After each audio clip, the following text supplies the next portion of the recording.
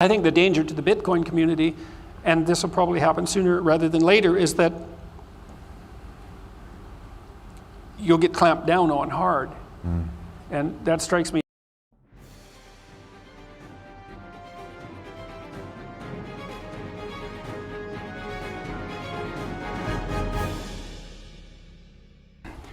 In principle, to the degree that the market, there we go, market is a computational device. Distributed computation. So what we're thinking here is the way we think is socially. We have to do it on a large scale because, well, we're too stupid individually. What do we know? You know, I mean, maybe 100,000 brains is better than one. And like I said, most of your ideas are stupid, and hopefully somebody will be kind to you and point that out before you go live it out. And look, we do this all the time because sanity is extraordinarily distributed socially. You know, part of the reason you maintain your sanity to the degree that you do is that your parents helped you become like minimally socially acceptable. And so other people can stand having you around some of the time. And then when you get too foolish, they smack you on the side of the head and you think, oh, maybe not that. And we're doing that to each other all the time, right? We do that with a raised eyebrow. We do that by having attention drift at a party. We do that by making a joke at someone's expense. Like, we are calibrating each other non-stop all the time, extremely carefully. And we're doing that while we're engaged in this collective computational exercise, which the market, the free market, best optimizes. And then if you have a incorruptible source of the free market endeavor, a situation so the least amount of interference with that computational process is possible. Right? You're not putting noise into the system. Maximal signal, minimal noise. Yes, exactly. Because you think, okay, here comes the horizon of the future. Oh no, how are we going to compute it? Well, we're each going to make decisions of value, and we're going to put our money where our mouth is. And then the whole economy can adjust itself as people make these tiny, small-scale, multitudinous decisions that keeps the whole thing alive and functioning. That only works if there isn't noise being introduced into the system. And so one of the things Bitcoin theorists push forward is the notion that you can't add additional noise to this computational mechanism.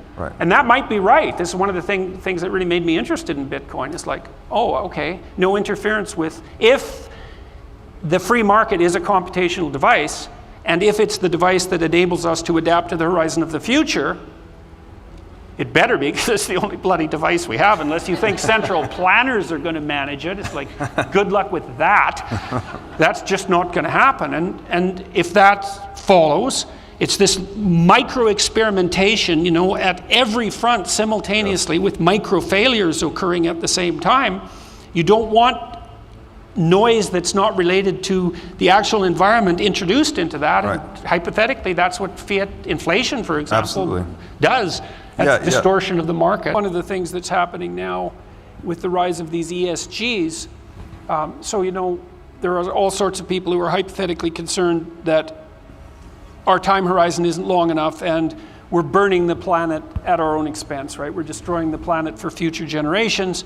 I suppose, assuming they care about future generations, which I generally doubt, but in any case, that's our moral crime, and it's associated with like a kind of an impulsive hedonism.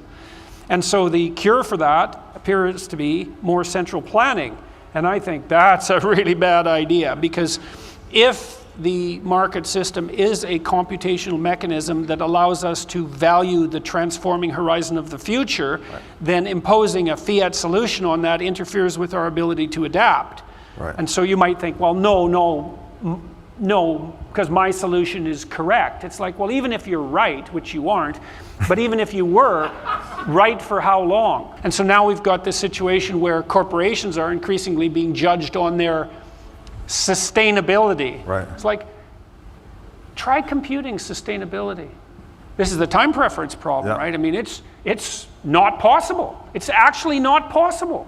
Partly because as you compute out into the future, your error margins grow until, you know, what are you going to plan 60 years down the road? How the hell can you do that? No one envisioned the world we're in 60 years ago. I mean, I read science fiction when I was a kid 40 years ago. everyone was in rockets traveling from planet to planet, but nobody had a home-based computer or computing device that was more powerful than the entire Apollo program in the palm of their hand. So we just got that 100% wrong. And so we don't know how to, by fiat, determine sustainability. And I think we're going to make a bloody mess of things trying to do that. Your point would be, well, the proper way to incentivize sustainability would be to produce an incorruptible store of value. I'm no economist and I'm certainly no Bitcoin expert, but I've read already that countries that attempted to clamp down hard on Bitcoin saw a depreciation in their own currency's value on currency trading markets because the market read that as insufficient faith in the validity of their own currency. Right. And that's pretty damn interesting. I think it's true. So even if Bitcoin becomes nothing other than that kind of corrective, that wouldn't be nothing. That would be quite something. So I don't see any logical flaws in that formulation. I mean, Robert and I were talking about this a little bit backstage. I don't want to preempt the discussion, but I'm as a trained social scientist and a pessimistic one in some sense, I'm always looking for the unexpected consequence. That's also what makes me somewhat conservative, I would say, in my political leanings. Bitcoin is a radical social experiment, and do you worry, Bitcoiners in general, do you worry that by replacing a fiat currency, or the fiat currency, or any fiat currency maybe, ultimately, are we going to destabilize things that fiat currencies are doing that we don't understand? Is there utility in allowing the government to make fundamental financial decisions that Bitcoin would threaten, in a negative way? And like I said, I'm not an economist, and I know there are arguments about why that won't be the case, but arguments and reality aren't the same thing. I guess I would wonder, are there forms of irresponsibility unexpected forms of irresponsibility that would manifest themselves if we switch to Bitcoin? So for example, to what degree would that make tax evasion not only possible, but virtually certain? I think it makes taxation gone forever. Okay, well, fair enough, but then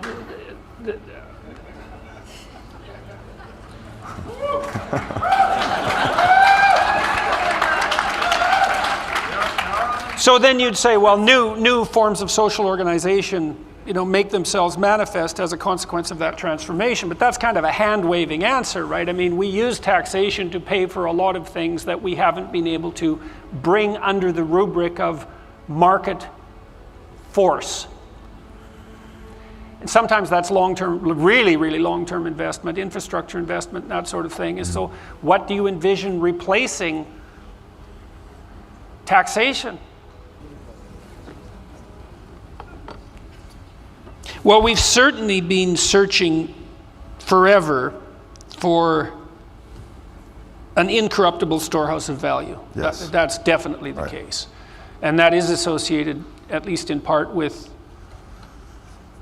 our realization for the necessity of work, because work doesn't work without a storehouse of value. Right. And interestingly enough, a lot of where you store value is in your reputation. Right? I mean, the original store of value. Yeah, the original store of value. Well, even now, for that matter, your brand, the value of your brand is the value of your reputation. The brand just represents your reputation, and so the incorruptible storehouse of value is your reputation, and there is a religious element to that idea, because that's in some sense the idea of storing up treasure in heaven. Now, the more incorruptible you are as a person, the better your reputation, and that's the most reliable storehouse of value you have. We're still possessed by a kind of Marxist guilt about our productive enterprises. We are kind of enticed into believing that if we store value, there's something selfish about that. Right. But that's not the case at all if it's the case that the best place to store value is in your reputation, and therefore you want to be the most ethical actor possible. And I would say that would also be the person who's most fun to play with. You know, when we can think about that technically for a second, and I think this is worth doing. Some of you may have heard me talk about this before, but you know, parents often tell their children when they're playing a game, they say, it doesn't matter whether you win or lose, it matters how you play the game. And they often tell that to children who are bad losers or bad winners, because you can be both. And if you're a bad winner, then maybe you're highly skilled, but you hog the ball and you're not a good team player and you're just no fun. You win, but you're just no fun. And if you're a bad loser, the same thing. And what parents are telling their children in some sense is, don't win at the cost of being no fun. If people don't find you fun to play with, then they won't play with you and you lose. And so you might win the game, but you lose life. You lose your life.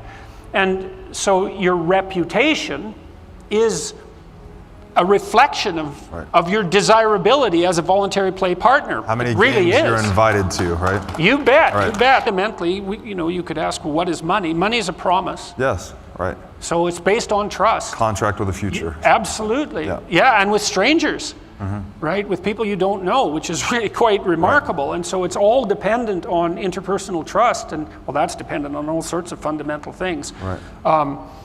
But because it's dependent on trust, you would think the most trustworthy currency, well, hopefully that would be the one that rises to the top. Yeah.